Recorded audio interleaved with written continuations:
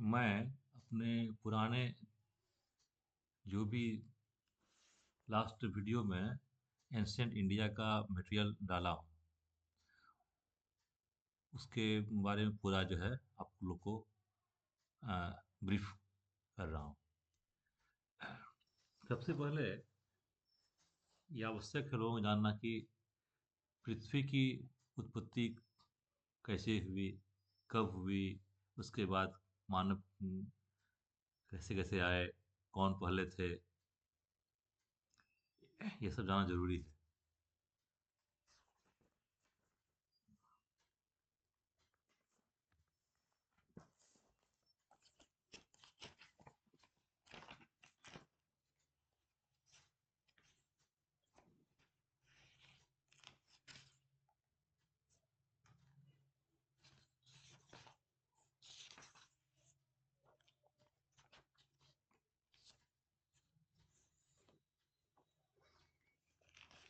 पृथ्वी की उत्पत्ति 400 करोड़ वर्ष पहले हुई।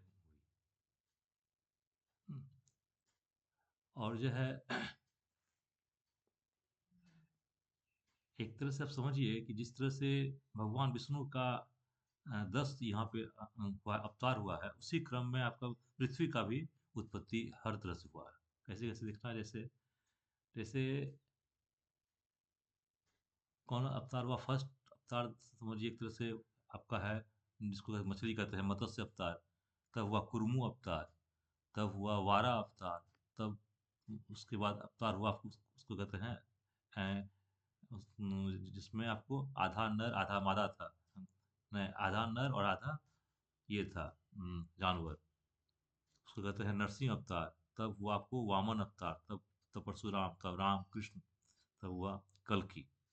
तो उसी क्रम में जो है सबसे ध्यान देने की बात, ये जो बात ये है कि जल आया तो जल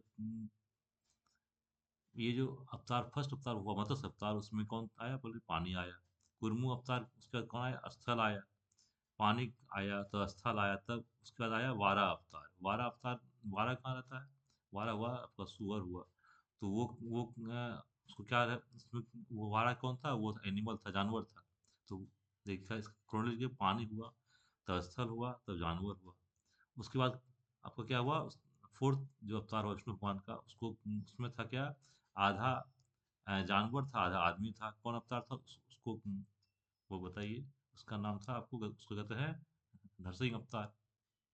तब हुआ आपको वामन अवतार, जिसमें कि दो छोटा मनुष्य था आदमी। तब हुआ परशुराम, मैच्योर्ड आदमी। हाँ। तो तो पानी आया, स्थल आया, जानवर आया, है ना। तो फिर जानवर आदमी आया, तब तब आपको दो छोटा आदमी आया, तब मैच्योर आदमी आया। इसी तरह से ये पृथ्वी का उत्पत्ति हुआ। पृथ्वी का जो उत्पत्ति हुआ, ये जो है लगभग इसको हम लोग कहते हैं कि 400 करोड़ वर्ष पहले हुआ। ठीक है। अब इसको हम बांटते हैं दो हिस्से में से। इसको कहते एक को हम कहते हैं, उसको कहते हैं क्या नाम उसको देते हैं, उसका नाम है, उसको कहते हैं प्री कैम्बियन एरा।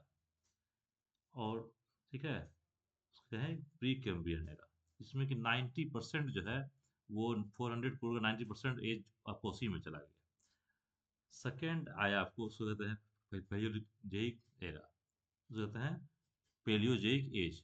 वो उसमें 10% हुआ, दैट इज की 57 लाख वर्ष। 57 लाख वर्ष से आपको इसका स्टार्टिंग हुआ आपका, ये जो आपका एरिया है ना, एरा का। अब ये जो हुआ, अब हम इसको बांटते हैं, देखिए 57 लाख वर्ष से स्टार्ट हुआ। तो कैसे इसको बांटेंगे, इसको हम, एक मेरा टेक्निक है, उसको कहते हैं PMC। PMC, पी का अर्थ, उसको हम पढ़ते हैं, उसको कहते हैं पेलियोजोइक, कहते हैं उसका, उसको कहते हैं, हम कहते हैं पेलियोजोइक एरा। ठीक है। जो कि इसमें कि पहला प्राणी दिखाई दिया, जो फर्स्ट जो आप प्राणी था, वो क्या था, वो था उसमें केवल सेल, एक ही सेल था, और जो कि प्राणी था उसमें। कौन प्राणी था? पहले आया आपका, अभी बताया था क्रोनोलॉजी में आपको, पहले आया आपको जल आया। ठीक है।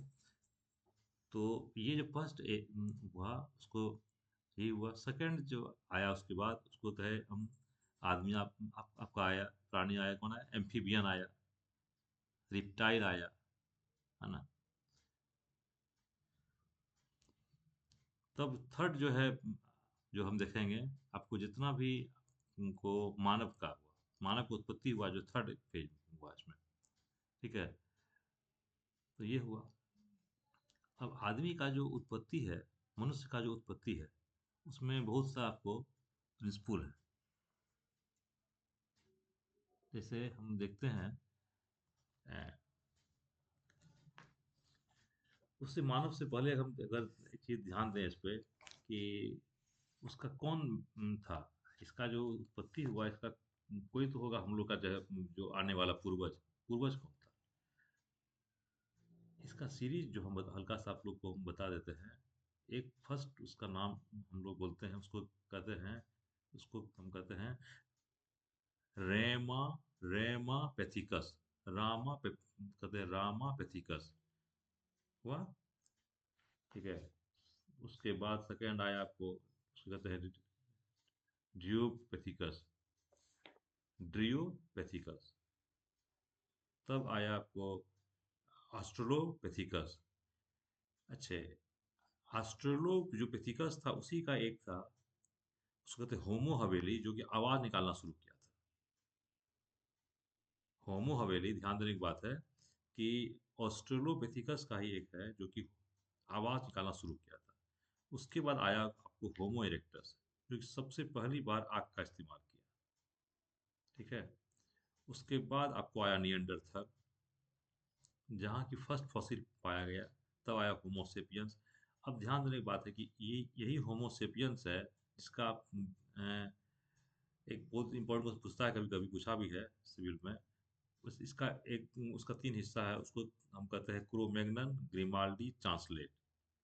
होमोसेपियंस का ही तीन हिस्सा है, उसको कहते हैं क्रोमैग्नन, ग्रिमाल्डी और चांसलेट कहते हैं। ठीक है। अच्छा। तब आया आपको होमोसेपियंस सेपियंस। अब ये बात यहाँ पर ये है कि सबसे जो आपको जो है हल्का सा हम फिर जा रहे हैं फ्लैशबैक में।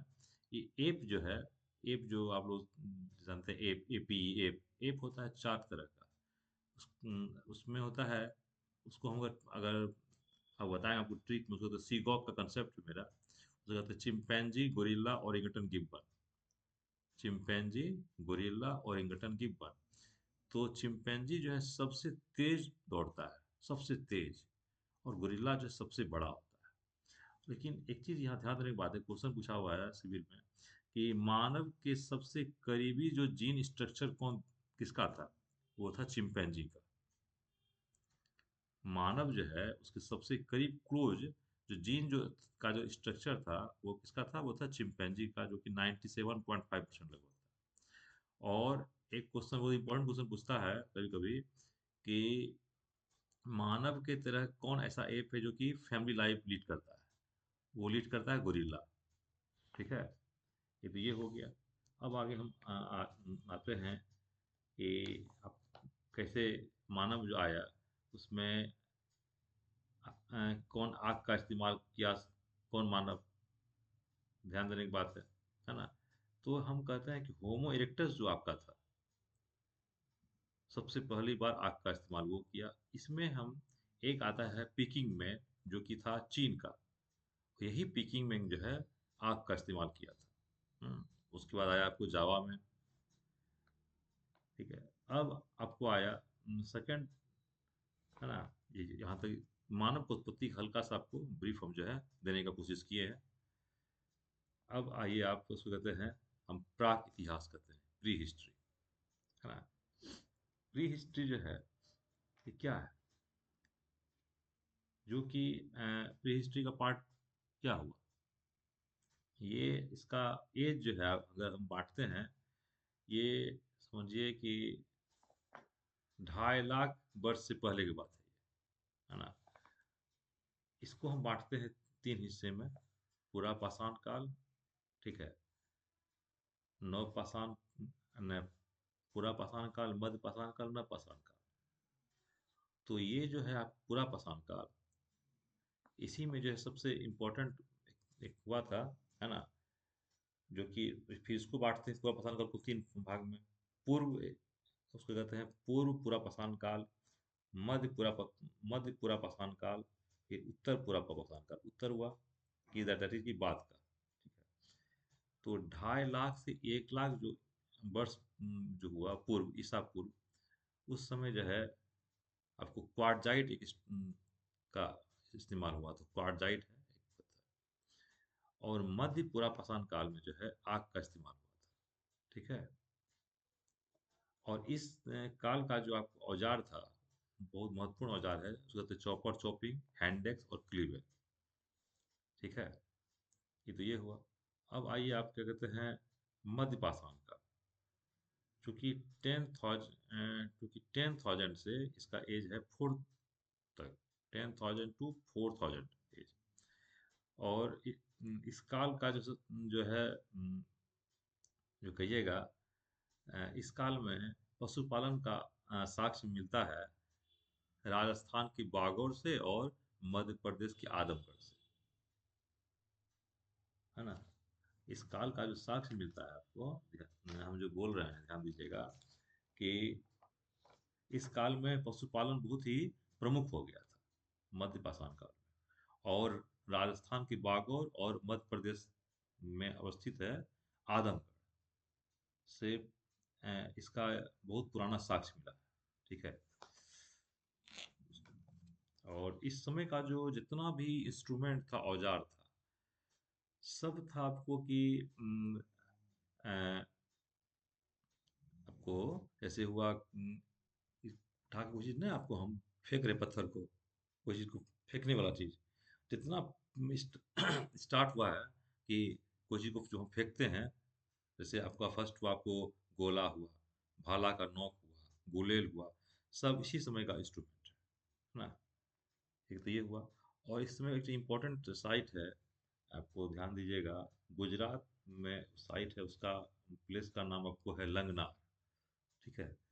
और यहाँ से जो है आपको लंगनार से एक बहुत इम्पोर्टेंट चीज पर ध्यान देने योग्य बात है कि आपको हम्म, कहते हैं लघु पाषाण जो है ये मिला था, पत्थर मिला था, उसको कहते हैं मैक्रोलिथ, है ना। और जो है सबसे इम्पोर्टेंट यही है कि जो है इसमें मध्य पाषाण काल में ही स्टार्ट हो गया आपको, उसको कहते हैं पशुपालन का, ठीक है। तो ये हुआ।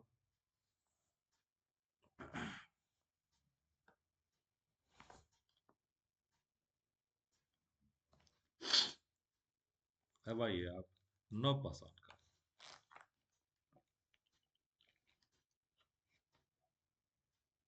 एक चीज यहाँ ध्यान देने की बात है कि आपको जो मध्य पाषाण काल से पहले ही म, का बात है, उस समय मानव को जो है धातु का क्या धातु होता है उसका ये पता नहीं था, है ना। और जो जो आपको खेती जो अभी था, जो कृषि कर रहे हैं एग्रीकल्चर, उसका भी पता उसमें नहीं था, ठीक है। और उस समय जो है लोग जो है जीवन यापन के लिए शिकार, जंगली फल या सब्जी पर आश्रित था, ठीक है। और जो कुछ था नहीं उसमें।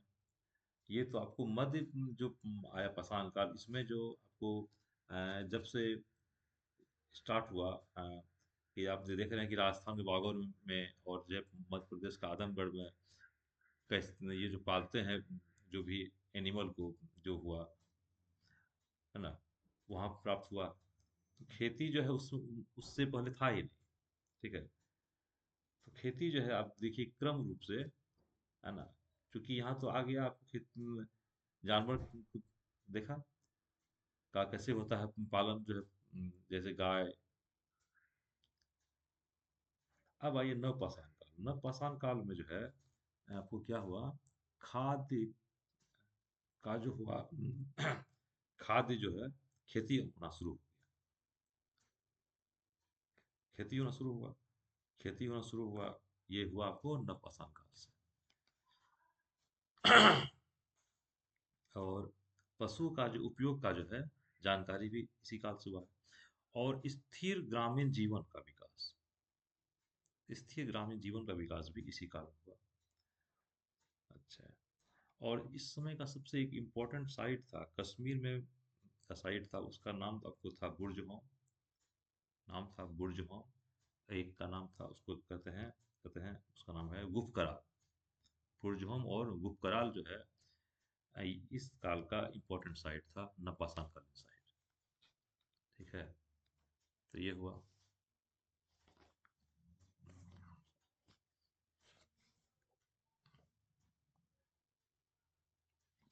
और सबसे एक चीज ध्यान देने की बात है कि नवपाषाण काल में जो उत्पादन, जो खेती हुआ, तो सबसे पहले आया जौ, तब आया गेहूँ। कभी कोई क्वेश्चन पूछता भी है कि किसका पहले गेहूँ हुआ, जौ की गेहूँ, तो जौ पहले आया। ठीक है। और इस काल में जो है कि उससे पहले काल का फिर हल्का सा हम जा रहे हैं, बीच में मिस कर गया था। इलाहाबाद में एक साइट है, इलाहाबाद में, जहाँ पे 6 गो चौका मिला है। चौका समझते हैं ना, चूल्हा, है ना। तो ये, और जो इससे स्पष्ट होता है कि लोग एक साथ मिल करके अपना खाना पीना बनाने का व्यवस्था करता था, है ना। देख, ध्यान दीजिएगा। हाँ, तो वही आगे आए नवपाषाण काल में, तो कृषि में जो है जौ गेहूँ आ गया। इसी काल में चाक का इस्तेमाल होना शुरू हो गया था, पॉटर्स व्हील का। पॉटर्स व्हील इस्तेमाल हुआ तो बर्तन आना शुरू हो गया। घर, घर, मनुष्य जो है घर बना के रहने लगा। और कपड़ा जो उसमें लोग पहनता था, उसमें पेड़ का छाल पहनता था, है ना। नाव का आभूषण, अच्छे, नाव का भी आविष्कार हो गया था उस समय। आभूषण जो था हड्डी का था आभूषण, है ना। सबसे पहले कृषि का जो प्रमाण मिला है मेहरगढ़ से मिला है। मेहरगढ़ से, ध्यान देने की बात है। सब क्वेश्चन पूछता है कि सबसे पहले कृषि प्रमाण कहाँ मिला, नवपाषाण काल में, तो ये मिला गुजरात की मेहरगढ़ से मिला है। ठीक है, कोई दिक्कत नहीं है। उसके बाद गड्ढा में रहने का साक्ष्य सबसे पहले जम्मू कश्मीर के बुर्जहोम से मिला है। ध्यान दीजिए, बहुत इंपॉर्टेंट क्वेश्चन है ये। और इस पर ध्यान दीजिए। और बिहार में, अपना बिहार जो है उसका छपरा में चिरांद जो है, चिरांद का एक स्थान है, जो कि आप जब छपरा से आइएगा पटना तरफ, तो चिरांद मिलेगा आपको। तो वहाँ पे ये नवपाषाण कालीन स्थल है। और इस काल में जो है सबसे एक इम्पोर्टेंट पॉइंट आता है कि सबसे पुराना पेंटिंग जो था वो भीमबेटका, सबसे पुराना पेंटिंग, ध्यान दीजिएगा, जानते हैं कहाँ पर था? भीमबेटका में जो था वो पूरा पाषाण काल से नवपाषाण काल का था। और ये पेंटिंग जो था 7 लेयर का था, 7 स्तर का था। समझे? ये बहुत इंपॉर्टेंट क्वेश्चन है, ये बहुत बार पूछा हुआ क्वेश्चन है। ठीक है। और एक एक हल्का सा हम यहाँ पे छूट रहा था, बता देते हैं कि चावल का साक्ष्य सबसे पहले कहाँ मिला, ये क्वेश्चन पूछता है कि चावल का साक्ष्य कहाँ मिला। ये मिला है कोल्डिवा, यूपी में मिला है। ठीक है।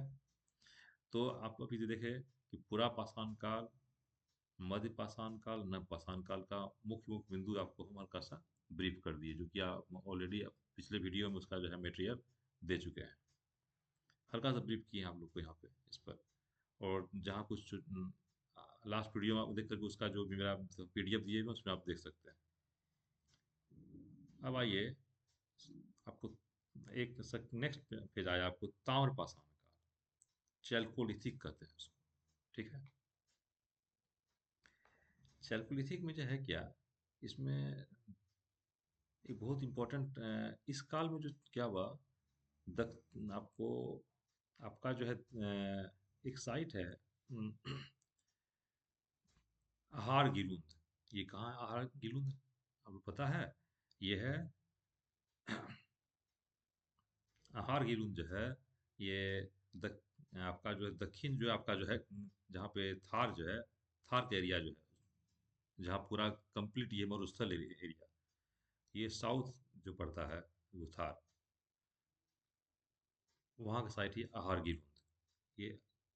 और जो इसके अलावा जो है इस काल का जो है कुछ इम्पोर्टेंट साइट है, जैसे दैमाबाद पड़ता है, ये जो कि महाराष्ट्र में है, इनाम गांव, सोन गांव, मस और पश्चिम मध्य प्रदेश में है मालवा, कैथा, एरन।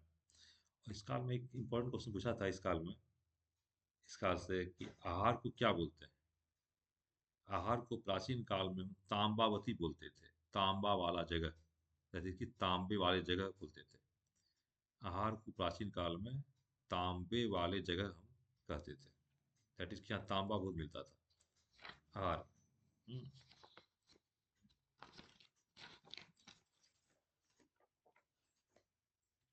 ठीक है। यहाँ तक तो आ गए। अब जो है इसके बाद आपको हल्का सा ब्रीफ मिला यहाँ तक का, है ना। अब जो है हम लोग अ, हड़प्पा का हल्का सा देखते हैं। हड़प्पा जो है, क्योंकि इस हड़प्पा हर जगह आपको स्टार्ट क्या करता है, सीधे हड़प्पा से एंशियंट इंडिया शुरू कर देता है, लेकिन ऐसा नहीं होना चाहिए। पहले कैसे कैसे मानव की उत्पत्ति हुआ, उसके पहले क्या क्या हुआ, ये सब जरूरी है। थोड़ा सा हम खाली ब्रीफ दिए हैं। उस ये जो हड़प्पा के जस्ट पहले का बात है, ये जो ताम्र पाषाण कालीन जो देखिए सभ्यता, इसमें कि आहार गिरोन साइट मिला, ये जो था आपको ग्रामीण था सभ्यता, ध्यान दीजिएगा, ये था ग्रामीण सभ्यता। उसके बाद जो आप आए, ये है आपको हड़प्पा सभ्यता। ठीक है। हड़प्पा जो सभ्यता है, इसमें बहुत इंपॉर्टेंट चीज़ है कि हड़प्पा सभ्यता जो है इसके बाद आया, ये कैसे क्या हुआ, इसमें बहुत बड़ा चीज़ है। हड़प्पा सभ्यता जो है कंप्लीट रूप से आपको टाउन सभ्यता था, है ना। टाउन सभ्यता था, दैट इज की यहाँ पे ये, इससे पहले जो साइट था वो था ग्रामीण सभ्यता, ये था आपको टाउन की सभ्यता,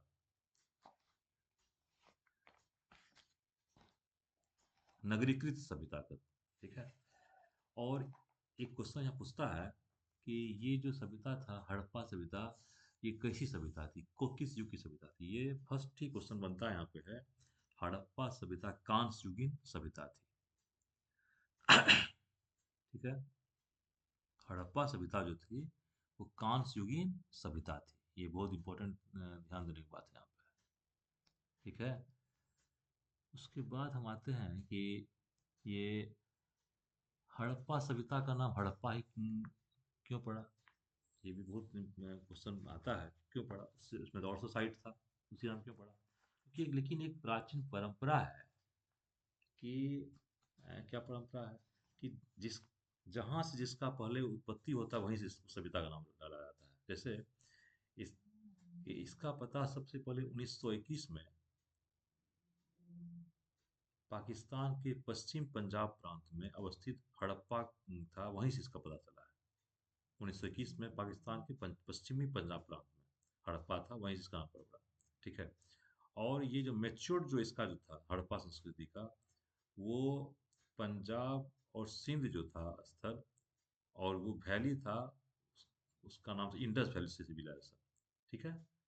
इंडस में इंग्लिश में हुआ, हिंदी में उसको कहते हैं, हम क्या कहते हैं उसका उसका नाम आपको है सिंधु घाटी। तो दैट इज उसको सिंधु घाटी सभ्यता भी कहते हैं। ठीक है। इसका फैलाव जो है कैसे, बाउंड्री पर देखिए कैसे था। उत्तर में जम्मू, ध्यान दीजिए, उत्तर में जम्मू से लेकर दक्षिण में आपको वो जो बोले हैं महाराष्ट्र में जो आपको स्थल, उसका नाम है दैमाबाद, वहाँ पर कौन रिवर है, उस जहाँ से निकलती अमरकंटक, वो वैली है, उसका नाम आपको है, उसका नाम है नर्मदा। दैट इज की नर्मदा का मुहाना तक, उत्तर में जम्मू, दक्षिण में नर्मदा वहाँ का मुहाना तक था। उसके बाद पूरब में जो है यूपी में पड़ता है, उसको कहते हैं आलमगीरपुर, जो कि आपको मेरठ के समीप है, वो उत्तर पूर्व में। आलमगीरपुर यूपी में पड़ता है, वहाँ से था। और पूरब में कहिएगा, और पश्चिम में आपको मकरान तट, मकरान तट है जो कि पाकिस्तान में ही पड़ता है ना, जो कि वहाँ पे है सुत कारगेंटू, यही इसका बाउंड्री है। दैट इज कि उत्तर में हुआ जम्मू, उस वहाँ पे मांडा पड़ता है, कश्मीर का इस पार्ट है। उत्तर में मांडा, दक्षिण में हुआ आपको वही, है ना, जो रिवर है नर्मदा। वहाँ पड़ता है प्लेस, उसका नाम है, क्या नाम है प्लेस का नाम है, उसका नाम है दैमाबाद। ठीक है। पूर्व में हो गया आलमगीरपुर, जो कि पड़ता है मेरठ में, और पश्चिम में पड़ता है मकरान समुद्र, यही इसका है। और उसका शेप पूरा ध्यान दीजिएगा, पूरा हड़प्पा सभ्यता का जो शेप जो है वो ट्रिंगल शेप है। दैट इज की ट्रिंगल शेप है। ठीक, कोई दिक्कत है ना। अब आगे बढ़ते हैं, थोड़ा सा आगे आपको देते हैं इसका एरिया। ये एरिया जो है कैसे इसका है, इसका एरिया जो है आपको अगर कहेंगे हम कितना एरिया है पूरा हड़प्पा सभ्यता का, वो है बार एंड 12,99,600 वर्ग किलोमीटर। दैट इज 12 लाख, है ना, 12 लाख आपको हो गया 99,000, ठीक है, 99,600 वर्ग किलोमीटर। ठीक है, ये इसका भी है। और समझिए कि हड़प्पा का जो है स्थल जो था, साइट बहुत साइट था, कोई एक दो साइट नहीं था, लगभग 1000 साइट था, समझे ना। जिसमें बहुत सारे साइट आपको हम आगे बताएंगे, जैसे बहुत इंपॉर्टेंट साइट सब है। पंजाब में हड़प्पा है, सिंध में पड़ता है वहाँ, सिंध में साइट है, कालीबंगा है, फिर बनवाली है, ये सब है, बहुत सारे साइट सब है। तो ये सब बताएंगे, हल्का सा आपको ब्रीफ खाली अभी तक हम दे रहे हैं, पूरा डीप में अभी हम नहीं जा रहे हैं। ठीक है, तो यही है। और जो है, जो भी आपको इसमें दिक्कत लगे, कंफ्यूजन हो, तो हमसे आप जो है पूछ सकते हैं। उसमें मेरा जो है मोबाइल नंबर पे रिंग करके, कोई दिक्कत नहीं है। इससे आपको हम और सब,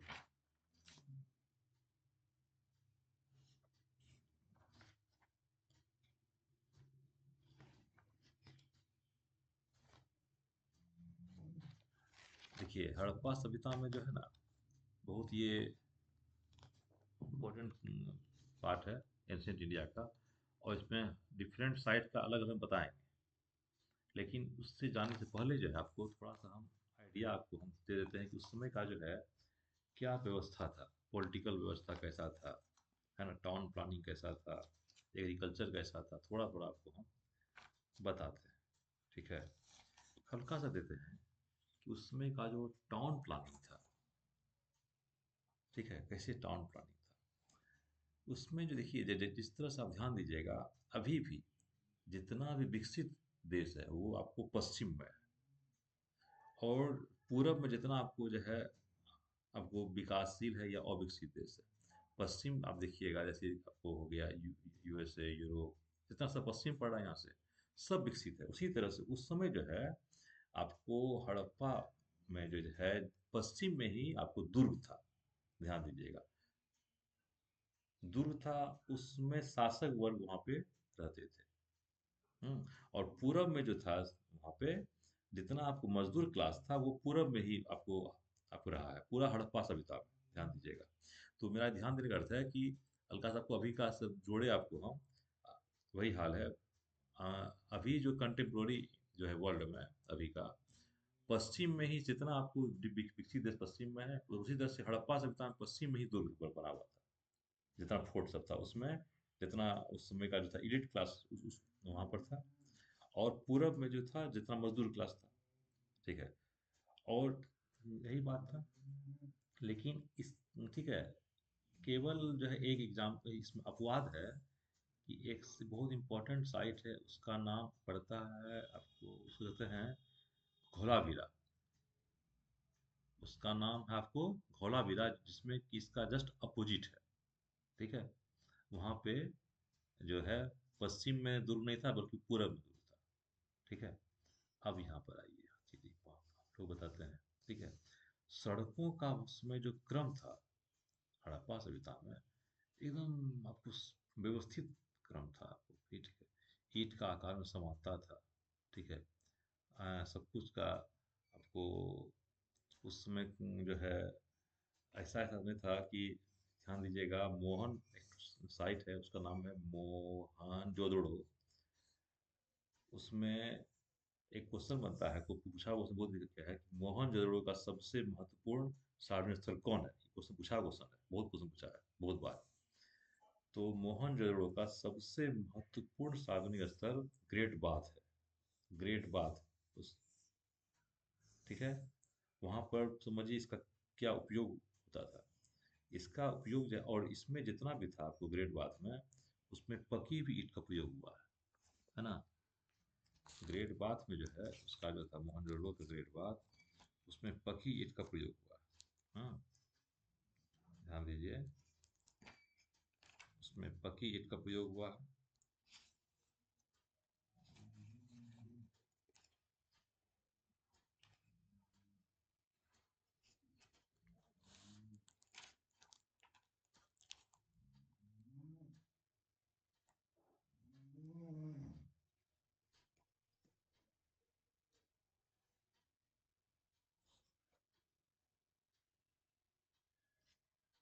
हाँ, हम बोल रहे थे मोहनजोदड़ो का सबसे महत्वपूर्ण सार्वजनिक स्थल क्या है? ग्रेट बाथ है। जो कि उसका उपयोग क्या होता था? अगर कोई आपको करता था, पूजा पाठ करता था या जो भी आपको धार्मिक से संबंधित कार्य करता था, उसमें करने के पहले उसमें जाके लोग स्नान करता था। ठीक है। और जानते हैं उसका कितना था क्या उसका? वो जो था 39 बाय 23 बाय 8 फीट का था। 39 हुआ लंबाई, 23 हुआ इसका, है ना, चौड़ाई, और 8 फीट उसका था डेप्थ था, गहराई था। और उसका जो नीचे जो था, जानते क्या था? उसमें बिटुमिनस का 2.5 इंच मोटा लेप था लगा हुआ, है ना। वो जो ग्रेट बाथ था, उसमें बिटुमिनस का नीचे 2.5 इंच मोटा का लेप था लगा हुआ। ठीक, बहुत इंपॉर्टेंट क्वेश्चन है ये, इस पर ध्यान दीजिएगा। ठीक है, ये तो ये हो गया। इसका हम यही बता दिए कि इसका उपयोग क्या था। उसके बाद एक क्वेश्चन पूछता है नेक्स्ट इसमें इससे संबंधित कि मोहनजोदड़ो का सबसे बड़ा इमारत कौन था? तो मोहनजोदड़ो का सबसे बड़ा जो इमारत था वो था, उसको कहते हैं धान्य, उसको कहते हैं धान्य कोठार, जिसमें कि अनाज सब रख रखते थे। क्वेश्चन पूछता है बहुत ज्यादा। और समझिए कोठार जो था हड़प्पा संस्कृति का महत्वपूर्ण अंग था। हम आपको अपना पीडीएफ जो दिया है उसमें है दिया हुआ। ठीक है। और पूरा हड़प्पा सभ्यता में, पूरा हड़प्पा में ईंट जो इस्तेमाल हुआ है, वो पकी ईंट का इस्तेमाल हुआ है, पका ईंट। ठीक है, ध्यान दीजिएगा। ठीक है, तो बहुत इंपॉर्टेंट चीज बता दी आपको हम। तो ये बात है ना। हड़प्पा में क्या मिला नहीं मिला। और हड़प्पा जो है वैसे ही अपने आप में जो है बहुत ही इम्पोर्टेंट सबसे ये है। और इसका जो है 1921 में जो है इस साइट को उनका नाम था दयाराम साहनी ने इसका खोज किया था। और सबसे बड़ा यहाँ पे चीज है कि हड़प्पा सभ्यता में कहीं भी आपको अस्त्र नहीं मिलेगा, कहीं भी कोई हथियार नहीं मिलेगा। इससे ये स्पष्ट है कि उस काल के लोग शांति प्रिय लोग थे, शांति प्रिय, कहीं वो लोग जो है। और इसी कारण जो है ये हड़प्पा सभ्यता का विनाश भी हुआ। अस्त्र शस्त्र कहीं नहीं मिला हड़प्पा सभ्यता में, आगे बताएंगे आपको। ठीक है। तो 1921 में आपको हड़प्पा सभ्यता का खोज दयाराम ससानी ने किया था। तो ये हुआ। और उससे पहले ध्यान दीजिएगा, उससे पहले बहुत पहले की बात है कि 1826 में चार्ल्स मैसन ने इसको देखा था। ठीक है ना। 1826 में चार्ल्स मैसन ने साइट को देखा था। लेकिन जो है उस पर आगे का बात हुआ था, है ना।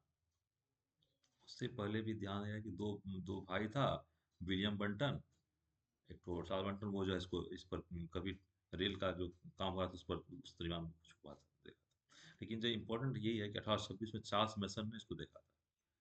और जो है यही बात है इम्पोर्टेंट, और कुछ ऐसा है नहीं इसमें। और जो है आगे जो है अब जो है हम नेक्स्ट जो है जो आपको हम बताएंगे है टाउन के बारे में, कैसे हुआ टाउन प्लानिंग हड़प्पा सभ्यता का। उसके बाद फिर आगे बताएंगे कैसे इसमें खेती का विकास, एग्रीकल्चर, उस समय का आर्थिक का क्या स्थिति था, है ना। उसमें बिजनेस कैसे हुआ, धार्मिक क्या था उसमें, कौन कौन देवी थे, देवता थे, सबका बताएंगे, ठीक है। उसका पीडीएफ देंगे तो हम बताएंगे, ठीक है। लेकिन हम जो है थोड़ा सा आपको हम ब्रीफ का केवल दिए हैं अभी तक। इसमें आपको जहाँ कोई दिक्कत हो तुमको, मेरा जो है आपको मोबाइल नंबर है उसमें दिया हुआ, उस पर आप जो है इसको कॉल करके पूछ सकते हैं, कोई दिक्कत होगा। वैसे मेरा आपका नंबर आप एक बार नोट कर लीजिए, 8102100550। एक बार फिर से सुन लीजिए, 8102100550। थोड़ा सा ब्रीफ देने की कोशिश किए हैं, इसमें जो भी गलती हुआ है उसको, उसके लिए आपको सॉरी बोलते हैं। और जो है ये बात है, ठीक है। जय गुरु।